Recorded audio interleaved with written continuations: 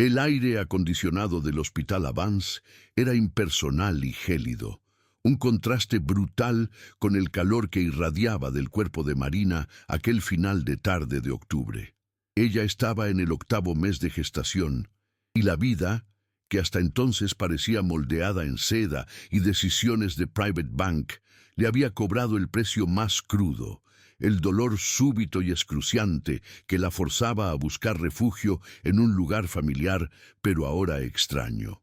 Antes, no olvides dejar tu me gusta y cuéntame en los comentarios desde dónde estás viendo. A sus 29 años, Marina vivía el ápice de una existencia cuidadosamente orquestada, heredera de un fondo de inversiones que era un gigante silencioso en el mercado, propietario inclusive de aquella fortaleza médica de mármol y vidrio que ella ahora visitaba como paciente. Su vida se resumía a almuerzos discretos, viajes puntuales y la espera por el primogénito, el heredero que consolidaría la unión con Gustavo, su marido. En aquella época, su mayor incomodidad debería ser la punzada ocasional o la dificultad para atarse los zapatos, no la amenaza palpable que ahora se formaba a su lado, escondida bajo la fachada de su cónyuge. El dolor, inicialmente solo un pinchazo incómodo, se transformó en un apretón insistente, forzándola a interrumpir la rutina y buscar la emergencia de aquel complejo que, irónicamente, pertenecía a su propia familia. Gustavo, por otro lado, no estaba allí como un marido afligido. Él era un inversor nervioso, un empresario ambicioso cuya paciencia se agotaba a cada segundo perdido en la sala de espera. El Hospital Avance, con su iluminación fría y difusa, proyectaba sombras largas, reflejando la ansiedad febril de Gustavo que rozaba la desesperación. La estructura del hospital era algo que jamás salía de la memoria de quien lo visitaba, y eso se debía a sus detalles únicos y casi operísticos. Paredes de un mármol siciliano con vetas color de sangre seca y luminarias que parecían esculturas de hielo, ostentando un lujo casi ofensivo que la familia de Marina valoraba. Gustavo cargaba el peso de deudas camufladas bajo trajes caros y la presión por una inyección de capital que estaba a punto de cerrarse. Para él, aquel parto prematuro, o incluso la posibilidad del mismo, era menos un evento médico y más un sabotaje cósmico, un impedimento financiero que surgía en el peor momento posible. Él observaba la lentitud de las enfermeras con una mirada de águila hambrienta, sintiendo el tiempo escurrirse entre los dedos y la irritación crecer como una marea negra dentro de él, mientras el reloj dictaba las horas que él debería estar firmando un contrato millonario. Tras la clasificación inicial, una enfermera con un moño impecable, cuyas gafas de montura fina le daban un aspecto de lechuza observadora, condujo a Marina al ala de observación de lujo, un sector reservado para pacientes VIPs, lejos del bullicio de la emergencia común. El pasillo que llevaba a esta área era singularmente silencioso, revestido enteramente en placas lisas de mármol de Carrara blanco, que reflejaban el brillo tenue de las luces empotradas en el techo, creando una sensación de aislamiento opresor y amplificando cualquier sonido.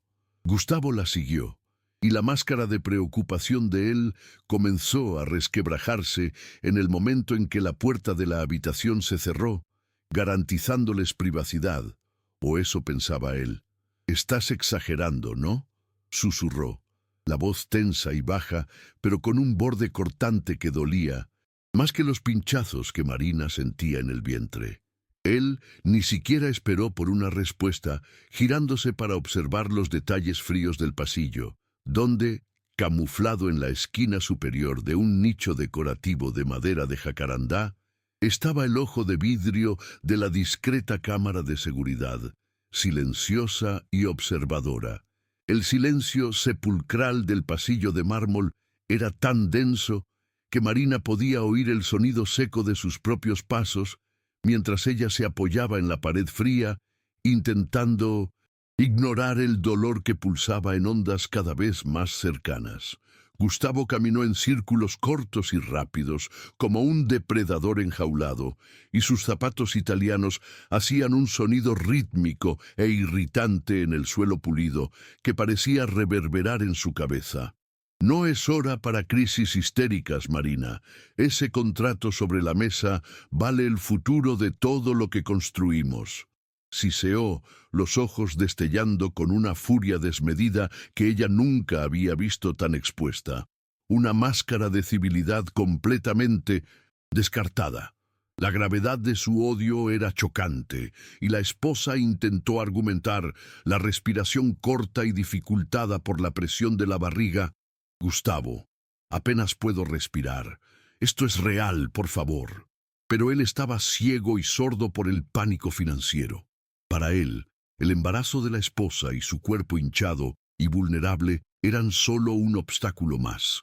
Otra prueba de la fragilidad que él despreciaba en su camino hacia la fortuna. Aquel ambiente que debería ser de curación y paz se transformaba rápidamente en el escenario de un confrontamiento doméstico perturbador, lejos de los oídos de quien pudiera intervenir, pero no de la lente discreta que capturaba cada movimiento. La discusión rápida, antes contenida, alcanzó un punto de saturación insoportable. Los ojos de Gustavo parecían dos rendijas vacías, y él se movió con una rapidez asustadora, cerrando la distancia entre ellos en un único y frío paso.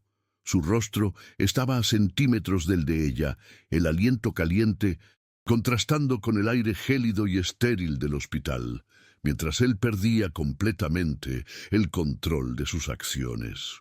Sin aviso previo, extendió la mano y agarró el antebrazo de Marina, no con la firmeza de un marido protector, sino con la rigidez implacable de unos alicates de acero. El mármol frío de la pared, donde ella se apoyaba en busca de confort, de repente pareció aplastante, y Marina soltó un pequeño sonido, un gruñido de sorpresa mezclado con el dolor físico de la presión súbita. Vuelta. Silencio casi sobrenatural del pasillo hizo el sonido seco y áspero del agarre de su piel contra el tejido de la bata hospitalaria absurdamente audible, un sonido final que sellaba el inicio de la violencia. Gustavo no se contentó con solo apretar. Él la sacudió violentamente, un movimiento rápido y brutal que hizo que su cabeza se azotara hacia atrás, ignorando la fragilidad evidente de su estado avanzado de embarazo. Si saboteas este negocio, Marina, juro que te arrepentirás de haber nacido, siseó, la voz reducida a un susurro venenoso que parecía aún más amenazador que cualquier grito podría ser. Él se inclinó aún más, destilando su veneno financiero directamente en el oído de ella, garantizando que sus palabras quedaran grabadas en su mente. El divorcio te dejará en la calle y tu padre no va a conseguir esconder lo que yo sé sobre sus finanzas. El dolor que irradiaba de su brazo era intenso, un martirio físico, pero el miedo, el terror absoluto de aquel hombre, transformado en un monstruo, superó cualquier dolor. Ella era una heredera en un hospital de lujo, agredida por el propio marido, y la vulnerabilidad de la situación era un pavor gélido que subía por su espalda, mientras la lente de seguridad arriba, silenciosa y fría, registraba cada microsegundo de aquella agresión. Exactamente en aquel momento de terror paralizante, el silencio del pasillo de mármol fue roto por un sonido más sutil, pero que resonó con una autoridad incuestionable. El suave tintineo de zapatos de cuero hechos a medida contra el suelo pulido. Thomas, el padre de Marina, estaba bajando del piso de la dirección, donde había presidido una reunión de rutina sobre la expansión del fondo de inversión, el mismo que era dueño de aquel hospital. Thomas era un hombre que exhalaba poder de una forma casi física, un magnate de 60 y pico años con cabellos canosos meticulosamente peinados hacia atrás y ojos de un azul glacial. de un tono tan claro que parecían analizar el valor de mercado de todo lo que miraban. Él tenía la intención de solo pasar para saludar rápidamente a su hija y desearle mejoras antes de seguir para casa. El destino, o tal vez la crueldad implacable del azar, lo llevó a girar la esquina del pasillo, reservado exactamente en el instante en que Gustavo asestaba el último y más violento sacudón a su hija embarazada, completando el flagrante perfecto. El contraste entre las figuras era chocante y perturbador. Gustavo, rojo y descontrolado, pareciendo un rufián de calle consumido por la codicia, y Thomas, perfectamente compuesto, parado a 10 metros de distancia, absorbiendo toda la escena con una inmovilidad perturbadora. El padre de Marina no gritó, no corrió, y ni siquiera demostró la furia teatral esperada de un hombre viendo a su hija ser agredida. Su reacción fue infinitamente más fría, calculada, y por eso mismo, aterradora. Los ojos azules de Thomas no reflejaban rabia explosiva, sino una decisión final e irrevocable, como el trazo de pluma de un juez que sentencia al reo. Él observó el agarre firme de Gustavo en el brazo de Marina por 2 segundos enteros más, y entonces, con la calma de quien cambia el canal de la TV, llevó la mano al bolsillo interno del paletó de cashmere y sacó el smartphone. Él digitó un número rápidamente, sin desviar la mirada de su yerno, y murmuró 2 frases concisas en un tono de voz que apenas rompió el silencio del pasillo, activando una reacción en cadena que Gustavo ni siquiera podía imaginar mientras aún estaba absorto en su rabia. La orden de Thomas, proferida con una frialdad quirúrgica que no admitía contestación, fue: seguridad en el ala VIP, ahora, y llama al doctor Alckmin. Menos de 1 minuto después, la eficiencia asustadora de la máquina de Thomas se materializó en el pasillo. 3 figuras surgieron al final del ala, moviéndose con la precisión de un escuadrón táctico, sin hacer ruido innecesario. Al frente estaba el jefe de seguridad, un hombre llamado Barão, cuya característica más marcada era un cuello tan grueso que parecía tragar su propia cabeza, y que se movía con la agilidad silenciosa y sorprendente de un felino a pesar de su tamaño macizo. A su lado, el doctor Alckmin, el abogado personal de Thomas, impecablemente vestido en un traje a rayas que parecía hecho de plomo, y cargaba una carpeta de cuero que parecía contener todos los secretos del mundo. Gustavo, aún sosteniendo el brazo de Marina, se giró, finalmente notando la presencia de su suegro, y su rostro se drenó de todo color, el odio anterior sustituido por un terror súbito y paralizante. Gustavo soltó el brazo de Marina como si hubiera recibido un choque eléctrico. El sonido de sus dedos desprendiéndose de la piel de ella, resonando en la quietud del pasillo. Su mente, antes totalmente tomada por la furia y por la codicia financiera, intentaba frenéticamente procesar la catástrofe personal y profesional que se desarrollaba delante de él.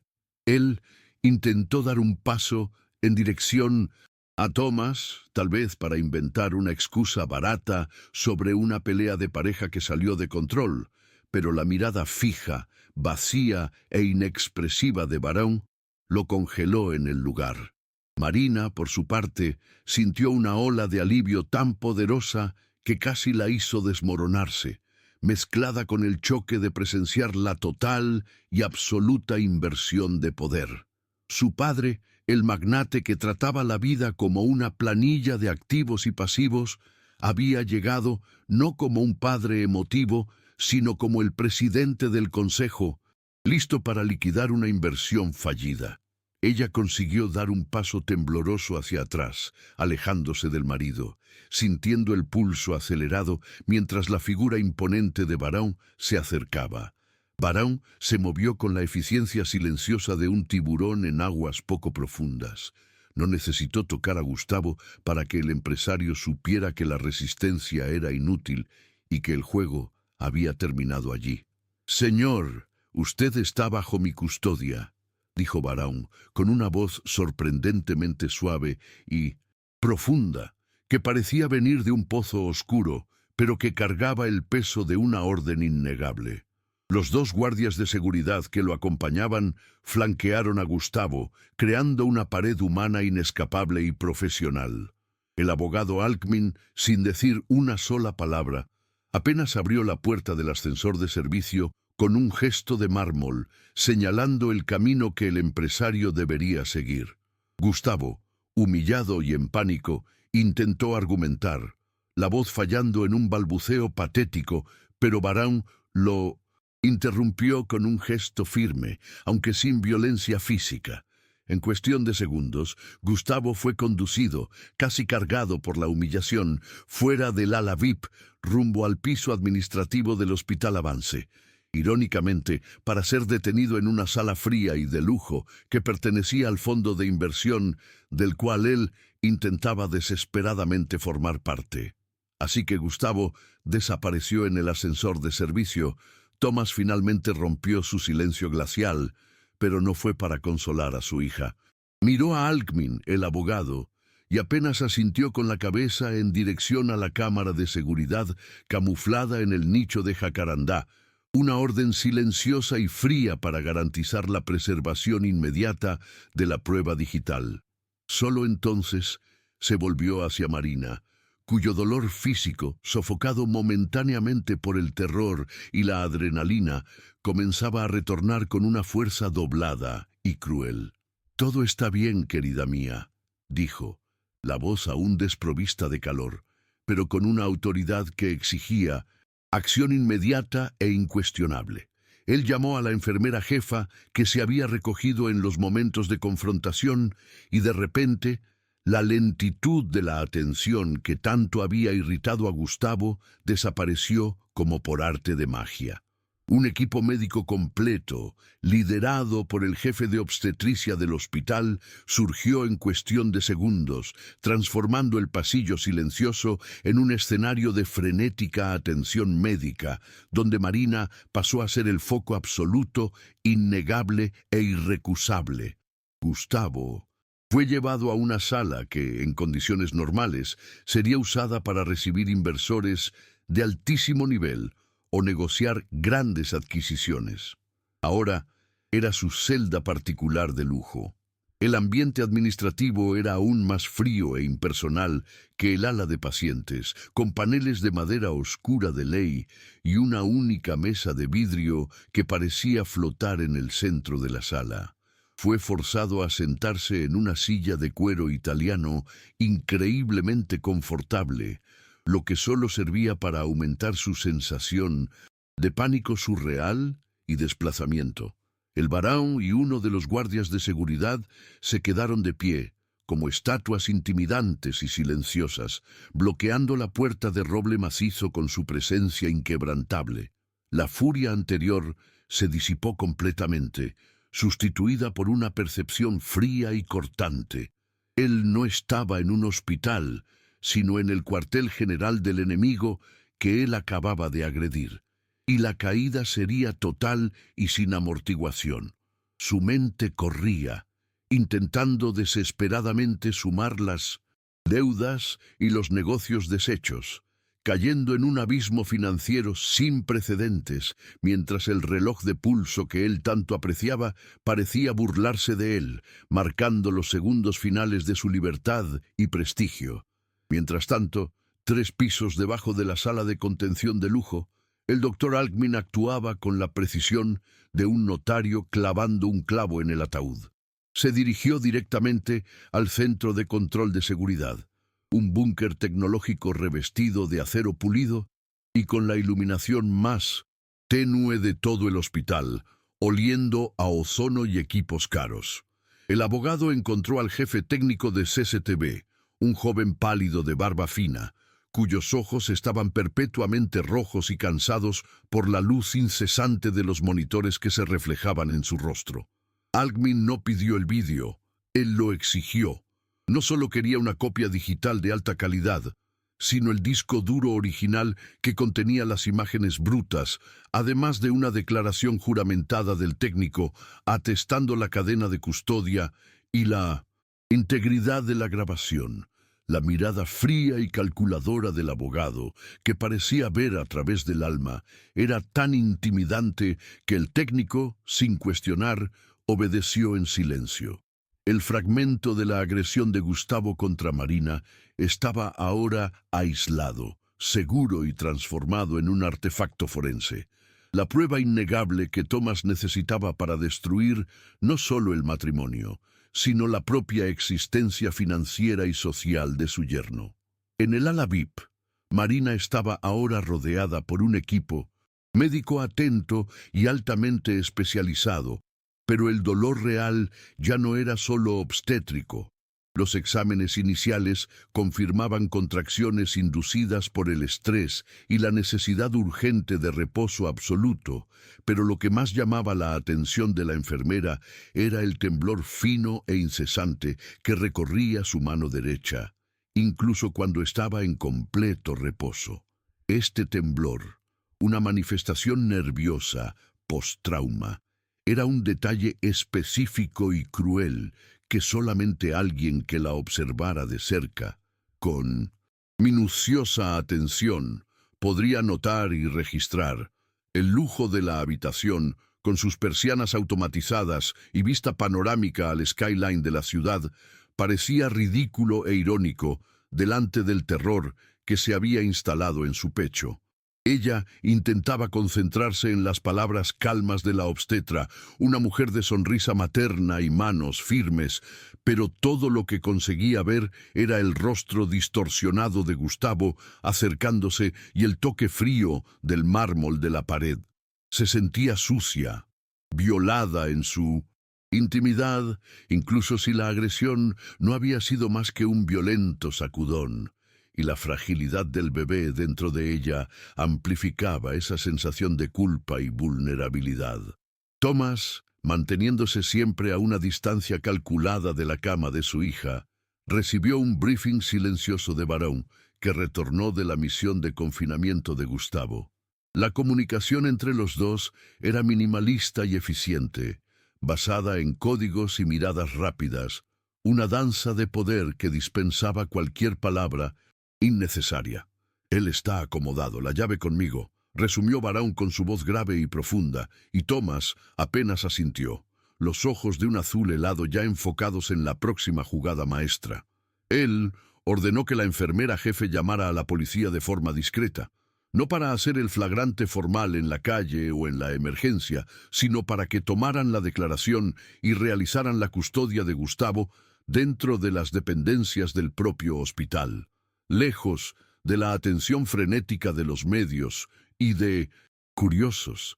El hospital de su familia era ahora un escenario legal, una fortaleza desde donde él orquestaría la destrucción de su yerno, utilizando toda la estructura corporativa para garantizar que cada detalle del proceso fuera impecable, irreversible y sin fallas.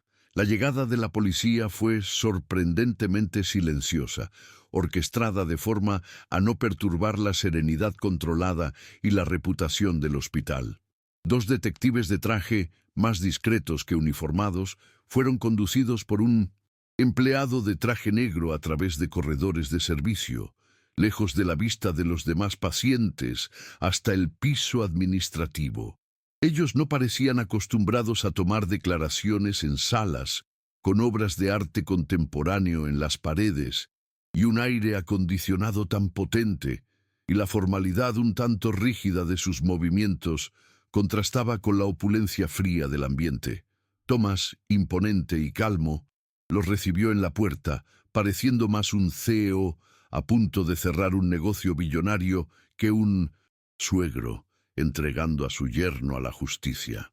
Él hizo una breve y clínica declaración sobre lo ocurrido, apuntando a Alckmin como el detentor de las pruebas irrefutables y a la sala donde Gustavo estaba confinado.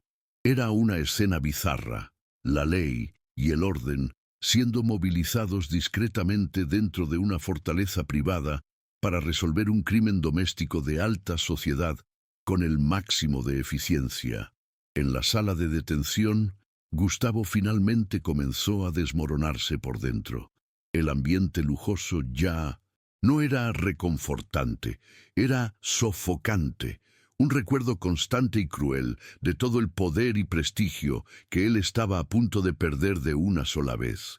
La llegada de los detectives apenas confirmó el inevitable fin de su carrera y matrimonio.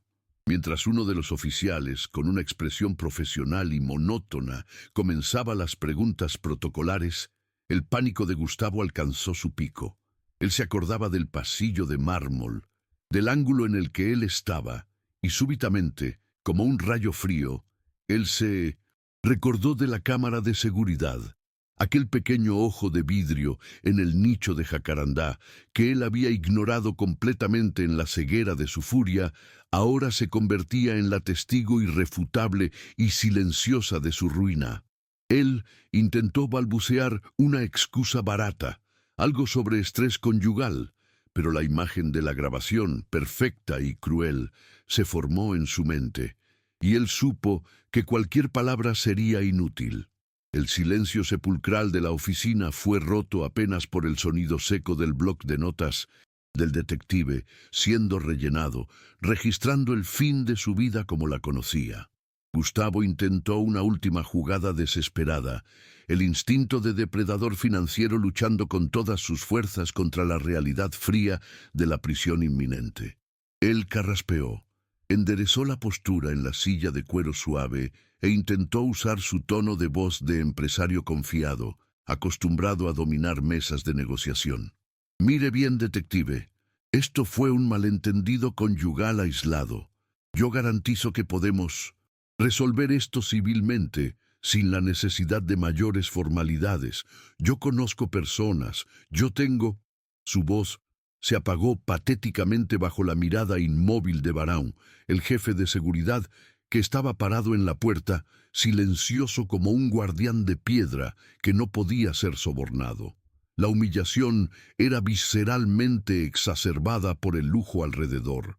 Él estaba siendo interrogado como un criminal común, pero en un ambiente donde el costo de aquella silla de diseño italiano era probablemente mayor que la fianza que él no conseguiría pagar al día siguiente.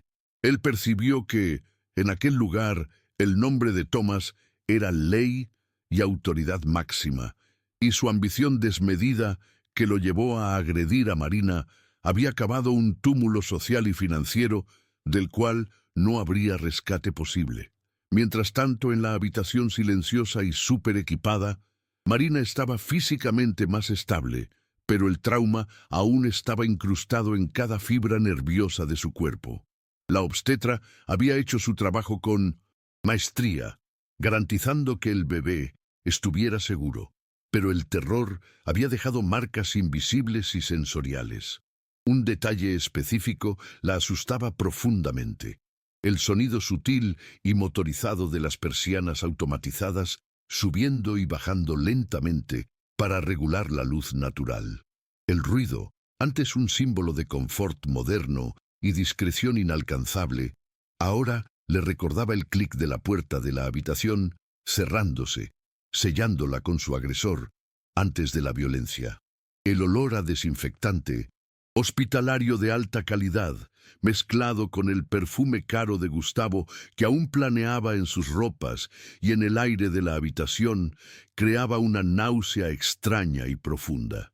Ella cerró los ojos, pero no conseguía apagar la imagen de su padre, frío y calculador, surgiendo en el pasillo como un ángel de la venganza, y el alivio provocado por su aparición era tan intenso que rozaba el dolor físico. El interrogatorio en la sala de lujo no duró mucho tiempo, así que los detectives obtuvieron lo suficiente para la formalización de la custodia, y el abogado Alckmin había entregado el dispositivo de almacenamiento con la prueba en vídeo. Gustavo fue informado de que sería llevado. La salida del hospital fue orquestada con la misma precisión militar de la llegada de la seguridad de Thomas. Brown, el jefe de seguridad, abrió la puerta del ascensor privativo que bajaba directamente al garaje subterráneo de servicio, un laberinto de concreto y poca luz, reservado apenas para las operaciones más discretas de la administración. Gustavo, ahora esposado discretamente en la parte delantera, fue conducido por un camino que parecía haber sido planeado años antes, para un momento exactamente como este, lejos de los ojos curiosos de la prensa o de cualquier empleado subalterno que pudiera esparcir la noticia. El empresario, antes tan orgulloso, sintió el olor a aceite diésel y aire viciado del subsuelo, un aroma de decadencia que sellaba el fin de su ascensión social, mientras la puerta del ascensor se cerraba sobre él, tragándolo en la oscuridad y en el anonimato. Apenas las ruedas del coche sin distintivos de la policía comenzaron a rodar fuera de la propiedad del hospital, el doctor Alckmin dio inicio a la segunda y más brutal fase de la operación de su jefe. Él no era apenas un abogado, sino un ejecutor frío e implacable de las voluntades de Thomas. De una sala de conferencias en el ático, con vista a toda la ciudad, él accionó un equipo de abogados de derecho empresarial y de familia, distribuyendo el vídeo de la agresión para ser usado como prueba irrefutable en los tres frentes simultáneos: divorcio, proceso criminal por agresión y, crucialmente, el bloqueo inmediato de activos de Gustavo. La estrategia era pulverizar la reputación y el capital del yerno de forma instantánea. La declaración de Thomas, el presidente del Consejo, y la evidencia en vídeo se convertirían en la base para acciones judiciales que destruirían no solo el matrimonio, sino cualquier negocio que Gustavo intentara cerrar, garantizando que él se convirtiera en un paria financiero, sin crédito o prestigio, para siquiera sobrevivir en el mundo corporativo que él tanto idolatraba. Algún tiempo después de que Gustavo fuera llevado para la custodia policial, Thomas volvió a la habitación de su hija, trayendo consigo el silencio pesado de quien acababa de resolver un problema complejo con éxito. Él no se aproximó a la cama, manteniéndose en pie al lado de la ventana, observando las luces de 1900, la ciudad encenderse en el crepúsculo, como si estuviera analizando el crecimiento de un nuevo market. Su mirada estaba distante, ya enfocada en los próximos boards de inversión, no en la fragilidad de Marina. «Está todo resuelto, Marina», dijo, su voz un tono bajo y neutro, desprovista de cualquier emoción calurosa. «No necesitas preocuparte más por él. Alckmin está cuidando de todos los detalles. El divorcio será rápido, limpio y final. No hubo un toque, un abrazo, o incluso un cuestionamiento sobre su bienestar emocional. La única garantía que él le dio fue la de control total sobre la situación». Marina, observando la silueta imponente y fría de su padre contra la luz, sintió un tipo diferente de miedo, la percepción de la capacidad destructiva silenciosa e implacable de su propia familia. La venganza orquestada por Thomas no tenía el calor de la pasión paterna. Era, en su esencia más pura, una ejecución empresarial, fría y precisa como un bisturí de diamante, que corta sin dejar rastros. Marina sabía que para su padre, Gustavo se había convertido en un activo tóxico que necesitaba ser descartado y liquidado inmediatamente para proteger la imagen y el portafolio de su familia. Un detalle sobre Thomas siempre la había perturbado. Él nunca pestañeaba al hablar de recortes de millones, y ahora él no pestañeaba al destruir una vida. Mientras él hablaba sobre los procedimientos legales, Marina notó que él se ajustó el puño de la camisa, que tenía una manicura de ónix singular y oscura, con una precisión maníaca, un gesto que revelaba su obsesión enfermiza por orden y control absoluto. Esa obsesión era la única emoción que él parecía haber permitido aquel día, y ella era la garantía de su seguridad. Sin embargo, La seguridad venía con el precio asustador de saber que ella era protegida por una máquina que, si fuera contrariada, podría volverse contra ella con la misma frialdad y fuerza. La noche descendió sobre São Paulo y el Hospital Avance se transformó en una fortaleza de vidrio y luces amortiguadas, proyectando un aura de serenidad artificial que no alcanzaba el alma de Marina. Thomas, habiendo garantizado la prisión e iniciado la demolición legal y financiera de Gustavo, se retiró con la misma discreción con que había llegado, dejando a su hija bajo los cuidados del equipo de turno.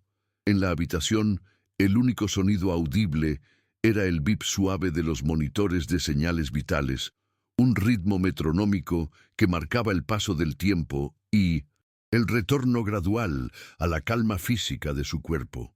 El lujo opulento del ambiente nocturno era casi opresor, con la vista de la ciudad, antes vibrante y llena de vida, ahora reducida a miles de puntos de luz fría y distantes.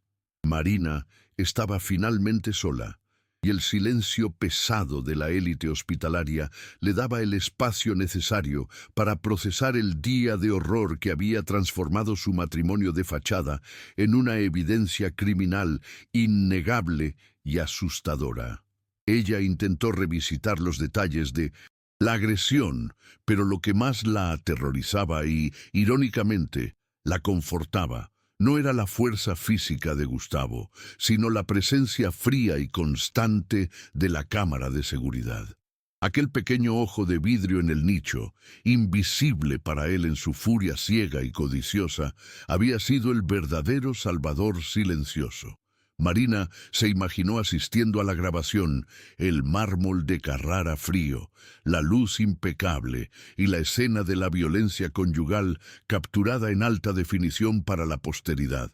Esa prueba, irrefutable, era más sólida que su propia declaración, más poderosa que el dinero de su padre. Era el testimonio silencioso de la verdad de aquel día. Una verdad que no podría ser negada por ninguna maniobra jurídica.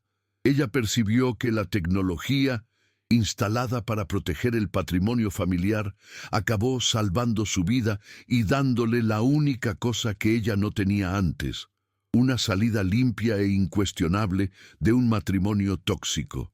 La crueldad del día, la ironía, le había traído la libertad. Los días siguientes, aún en el hospital, fueron marcados por la recuperación lenta y monitoreada, y el equipo médico monitorizaba tanto la salud del bebé como el temblor nervioso y fino que persistía en su mano derecha.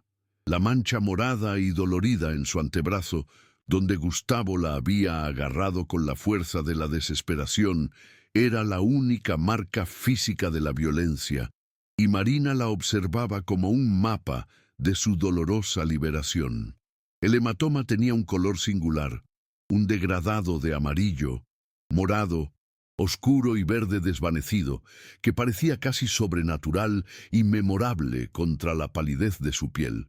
Cuando la enfermera tocaba el lugar para aplicar la pomada de cicatrización, el dolor era agudo y específico, un recordatorio físico y profano del toque agresivo de su marido.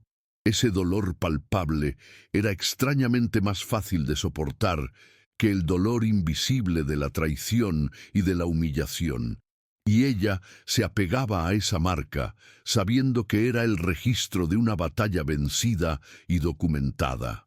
El miedo de Gustavo se disolvió rápidamente, siendo sustituido por una realización mucho más fría, asustadora y existencial.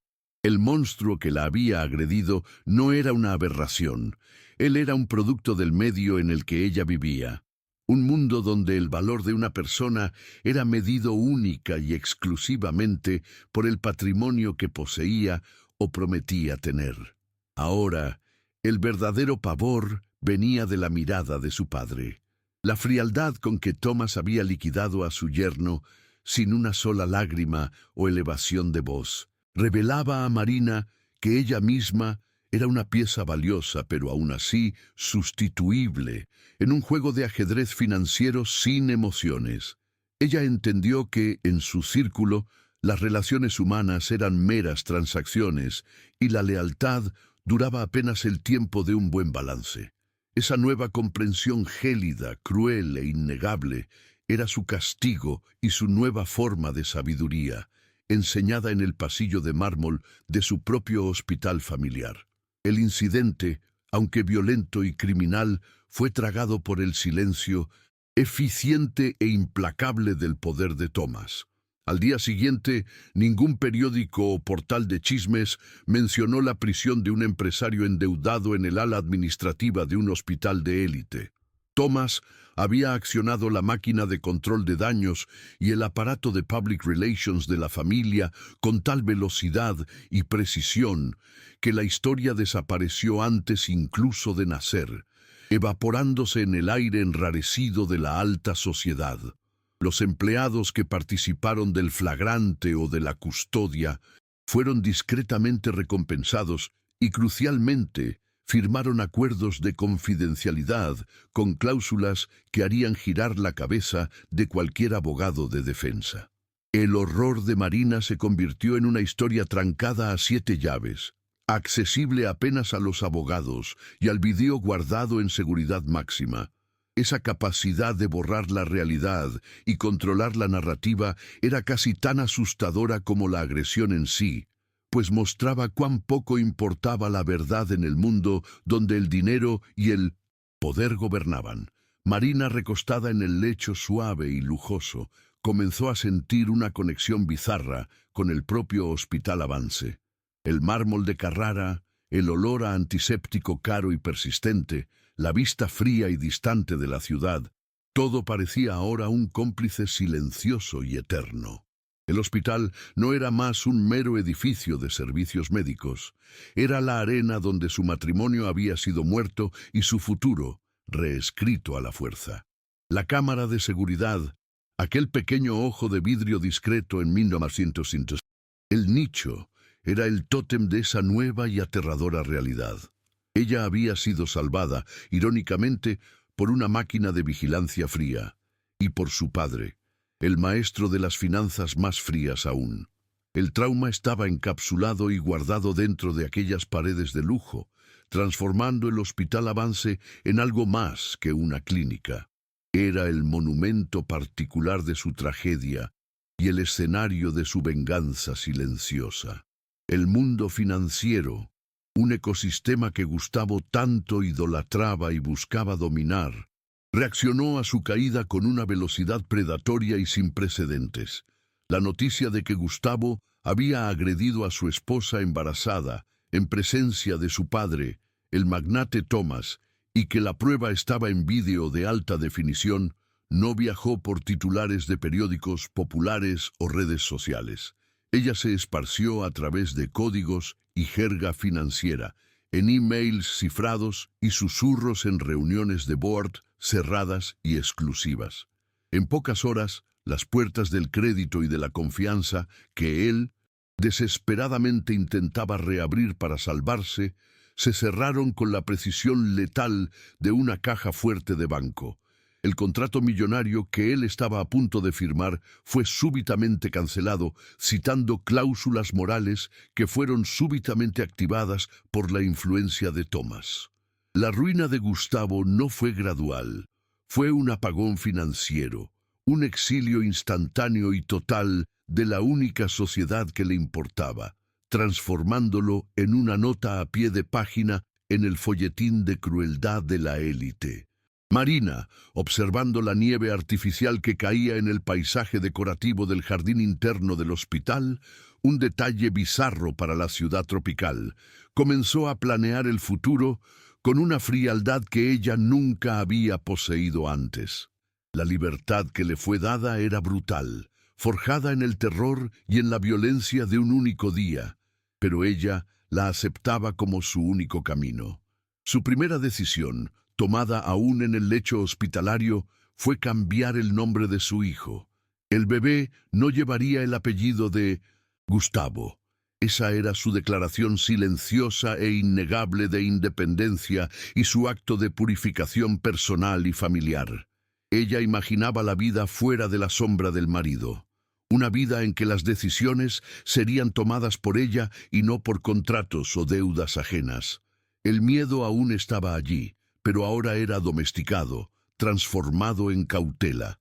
La experiencia de aquel día la había transformado en una superviviente endurecida, una mujer consciente del precio real y del costo moral del poder y de la seguridad.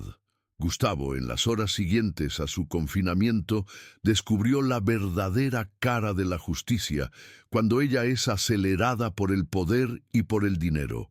Mientras él era procesado en una comisaría distante, lejos de cualquier confort que su dinero pudiera comprar, el doctor Alckmin ya había obtenido una orden judicial para el bloqueo de casi todos sus activos, bajo la alegación de riesgo de fuga y dilapidación de patrimonio.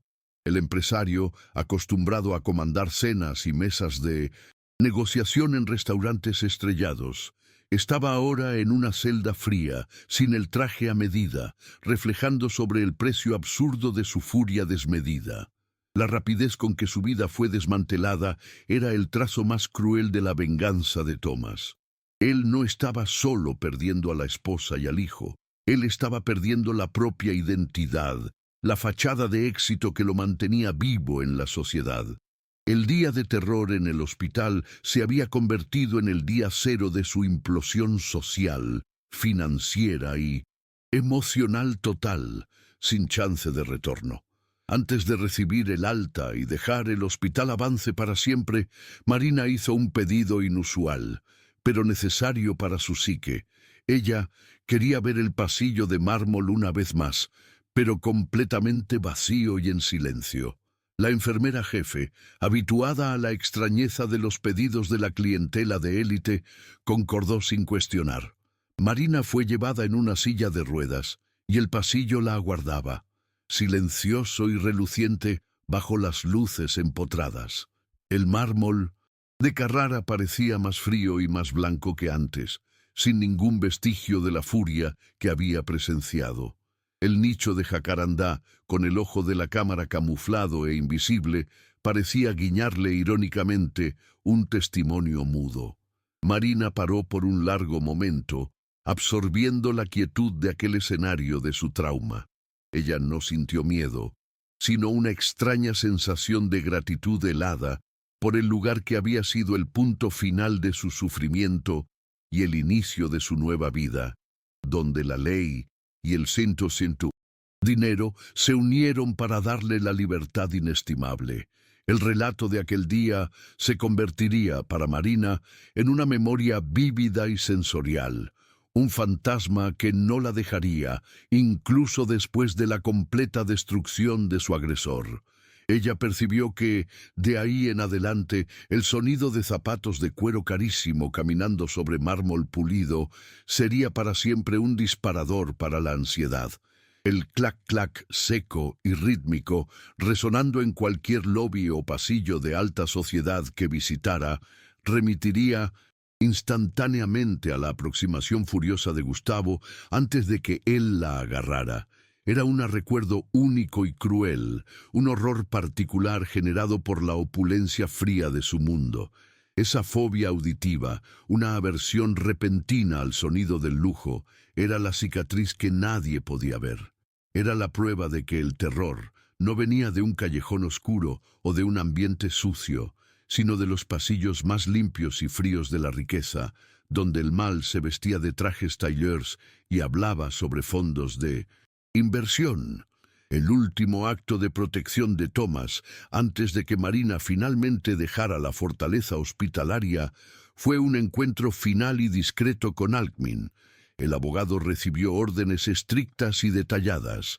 La defensa de Gustavo debería ser monitorizada de cerca, y una cuarentena legal debería ser establecida alrededor de Marina y del bebé.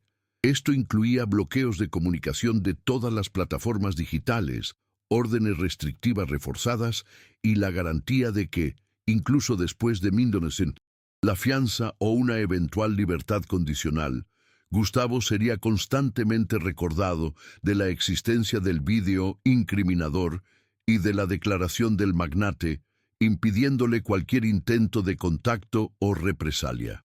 La seguridad de Marina sería ahora garantizada no por guardias de seguridad armados visibles, sino por una red invisible de abogados y cláusulas contractuales impenetrables, transformando su vida en una cúpula de vidrio legal y herméticamente cerrada.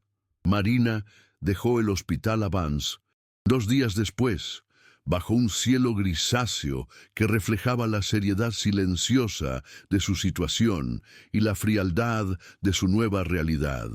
Su salida fue lo opuesto de su entrada. Ella ya no estaba enferma o asustada, y no había la figura manipuladora de Gustavo a su lado. Ella fue conducida por el mismo equipo de seguridad de Barão, pero ahora como una protegida, no como una víctima en potencial. Mientras el coche blindado y discreto se alejaba de la propiedad de la familia, ella miró hacia atrás, al colosal edificio de mármol y vidrio que parecía aún más imponente a lo lejos.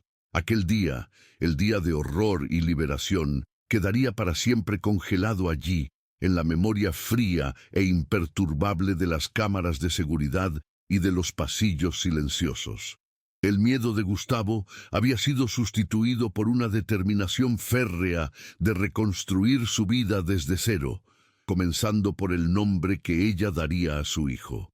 El desenlace para Gustavo, aunque no haya sido presenciado por Marina, fue exactamente lo que Thomas, el magnate, planeó. Total, rápido e irreversible. El vídeo de la agresión y la declaración del presidente del Consejo fueron martillos que demolieron cualquier chance de defensa jurídica o social. Él fue soltado bajo una fianza altísima, que lo forzó a liquidar los pocos bienes que Alckmin aún no había bloqueado, volviéndolo financieramente nulo. Su carrera estaba en harapos, y su reputación incinerada en la sociedad que él más valorizaba. Gustavo se convirtió en un fantasma en el 1900 mundo corporativo, alguien que nadie osaba contratar o siquiera asociar públicamente. Marina nunca más lo vio u oyó cualquier noticia relevante sobre él, pero sabía que el hombre que la agredió había sido extinto, no por una tragedia natural, sino por una ejecución fría y corporativa, un recordatorio asustador de que, en aquel mundo, el poder de un padre era la verdadera y más implacable ley. Si te gustó esta historia, deja un me gusta y suscríbete al canal para seguir las próximas.